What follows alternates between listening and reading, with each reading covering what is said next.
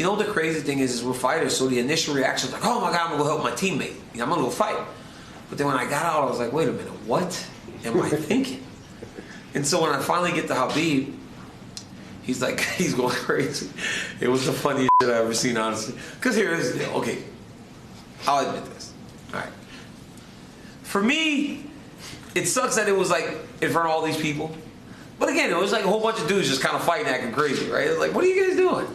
It's like every city in the country, every Saturday in some freaking street bar or club, this is going on.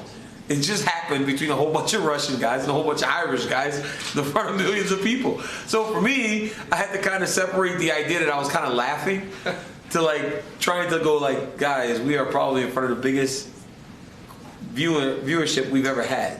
Khabib's yelling, ah! It's like, hey, Khabib. And then the guy, he sees me, goes, the guy's like, DC just said, he goes, this is my Capitan. Let him talk to me. I said, yo. He goes, what? I go, what the is going on? I go, what are you doing? He goes, I want my belt. I go, okay, just relax. He goes, just give me my belt. Because I guess Dad told me he wasn't getting his belt. So I go, come on, guys, let's take him back to the cage, let him get his belt, we'll get him out of there. So then we get back to the cage, and Dana comes over. And I'm like, hey, just give him his belt. He goes, I'm not giving him his belt. If I put this belt around him right now, these people start throwing He goes, they're going to throw stuff into the octagon. He goes, it's going to get bad.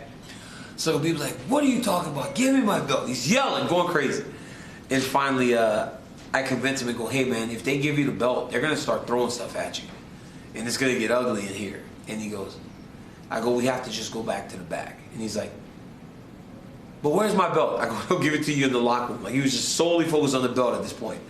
I guess he had, done whatever he wanted to do, and now he just wanted his belt. So we leave, and we finally get him going back, and sure as they start throwing stuff at us when we're walking out of the arena. And then when we get to the locker room, I asked him, I go, hey, he goes, yeah. I go, so what was the desired outcome there? I go, did you want to step on his head? Like, what did you want to do? Like, what in your mind were you wanting to accomplish? Were you going to drop kick him, double foot kick him? Like, what were you doing? He goes, brother, I don't know. I lose my mind. I said, I know you did. Were you surprised that it happened the way it did? Like, when Khabib went over the cage, like, you know Khabib real well. Were you surprised that he was capable of doing that after a fight? No, because one time I did him something and hurt his neck at practice, and they were about to kick my ass. Like, seriously, they all started standing up and they were kind of surrounding me. That's Sean Bunch. Bunch came over. They was about to get you. I said, I think so. It's like, those guys don't play around, man.